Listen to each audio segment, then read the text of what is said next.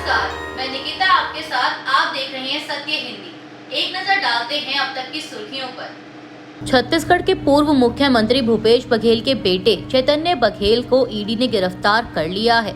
इससे पहले ईडी ने कांग्रेस नेता भूपेश बघेल के परिसरों पर उनके बेटे चैतन्य बघेल के खिलाफ मनी लॉन्ड्रिंग जांच से जुड़े कथित शराब घोटाले के सिलसिले में नए सिरे से छापेमारी की थी और उसके बाद उन्हें हिरासत में ले लिया। पीटीआई की रिपोर्ट के मुताबिक ईडी द्वारा चैतन्य बघेल को हिरासत में लिए जाने के बाद कांग्रेस कार्यकर्ताओं ने पुलिस कर्मियों के साथ झड़प की और ईडी के वाहनों को रोकने की कोशिश की। बिहार में कानून व्यवस्था को लेकर उठते सवालों पर प्रदेश भाजपा अध्यक्ष दिलीप जायसवाल ने शुक्रवार को प्रतिक्रिया देते हुए कहा कि एक माहौल बनाने की कोशिश हो रही है कि बिहार की कानून व्यवस्था खराब है। जब खेमका यानी गोपाल खेमका की हत्या हुई तो पुलिस ने बहुत ही तत्परता से शूटर को पकड़ा। कल की घटना पर पुलिस ने 3-4 घंटों में शूटर को चिन्हित किया और 2 अपराधी को गिरफ्तार भी कर लिया। इसको 2 तरीके से देखा जाए कि अपराध कैसे लोगों के बीच हो रहा है। कल की घटना में दोनों लोग कैसे थे। बिहार भाजपा अध्यक्ष ने आगे कहा कि ये संभव नहीं है कि चप्पा चप्पा एक आदमी की सुरक्षा के लिए पुलिस खड़ी रहे, लेकिन कानून का राज है।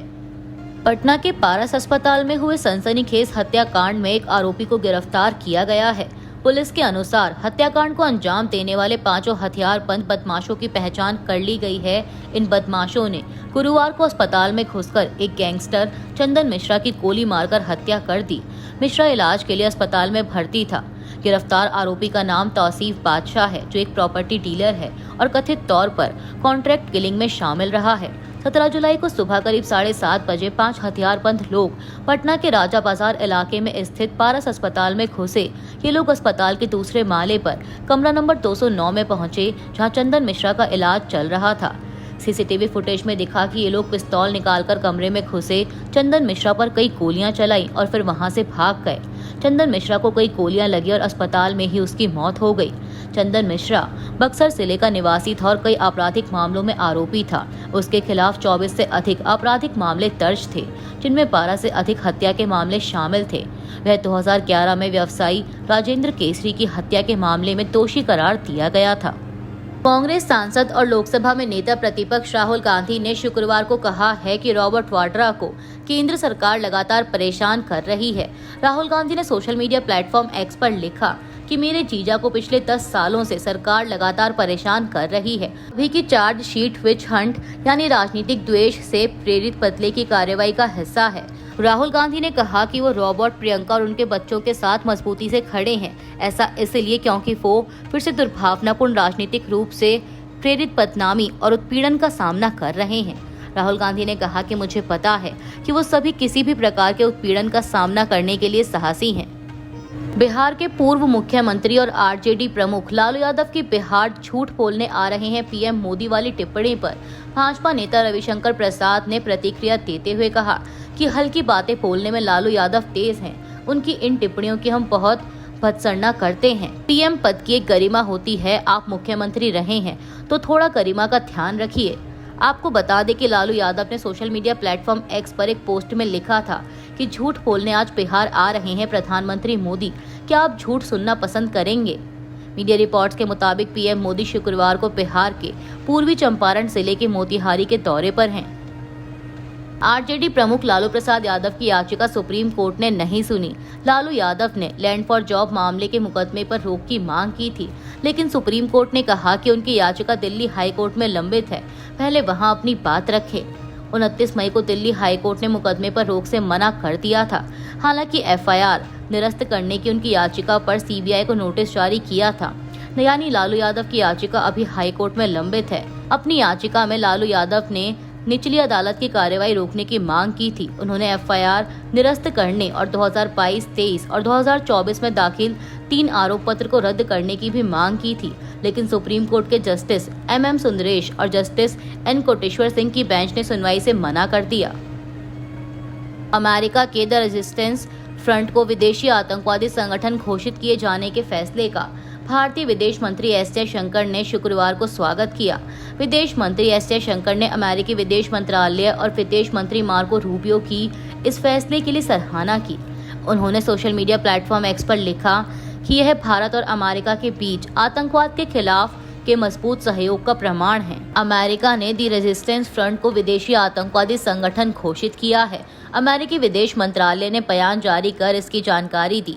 बयान में अमेरिकी विदेश मंत्री मार्को रूबियो ने कहा कि लश्कर-ए-तैयबा के फ्रंट टीआरएफ ने पहलगाम में 22 अप्रैल को हुए हमले की जिम्मेदारी ली थी। इसमें 26 नागरिकों की मौत हुई। यह 2008 के मुंबई हमलों के बाद भारत में नागरिकों पर हुआ सबसे घातक हमला था, जिसे लश्कर-ए-तैयबा ने अंजाम दिया था। टीआरएफ ने भी भारतीय सुरक्षा बलों पर कई हमलों की जिम्मेदारी ली है, जिनमें सबसे हालिया हमला 2024 में हुआ। आपको बता दें कि विदेश सचिव विक्रम मिस्री ने 7 मई को एक प्रेस ब्रीफिंग के दौरान टीआरएफ को पहलगाम हमले का जिम्मेदार ठहराया था। मिस्री ने कहा कि खुद को दी रेजिस्टेंस फ्रंट कहने वाले ग्रुप ने हमले की जिम्मेदारी ली है। यह समूह संयुक्त राष्ट्र द्वारा प्रतिबंधित पाकिस्तानी आतंकवादी ग्रुप लश्कर-ए-तैयबा का मुखौटा है।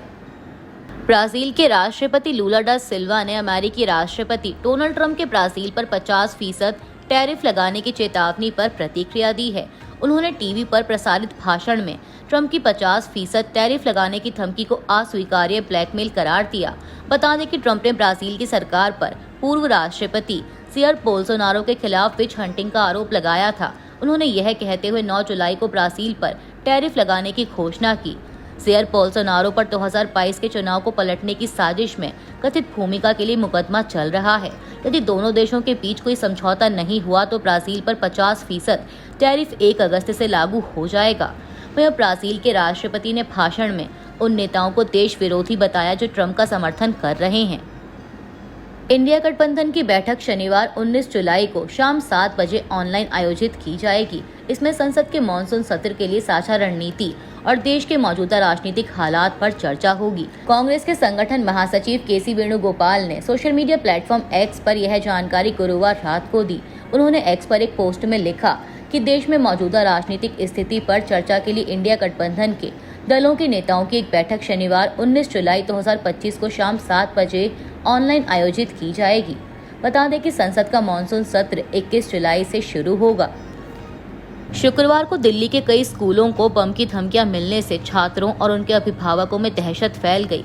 पीटीआई की एक रिपोर्ट के मुताबिक दिल्ली पुलिस और कई अधिकारियों ने तलाशी और निकासी अभियान शुरू कर दिया है।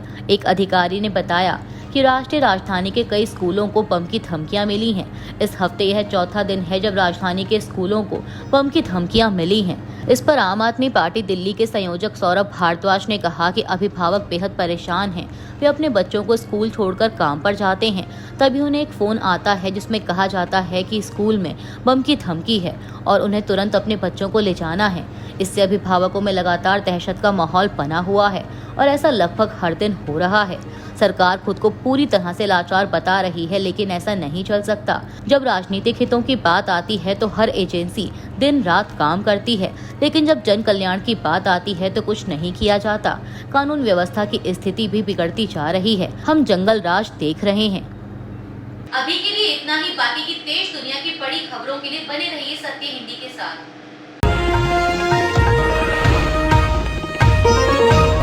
Copyright disclaimer under Section 107 of the Copyright Act 1976. Allowance is made for fair use for purposes such as criticism, comment, news reporting, scholarship, and research. Fair use is a use permitted by copyright statute that might otherwise be infringing.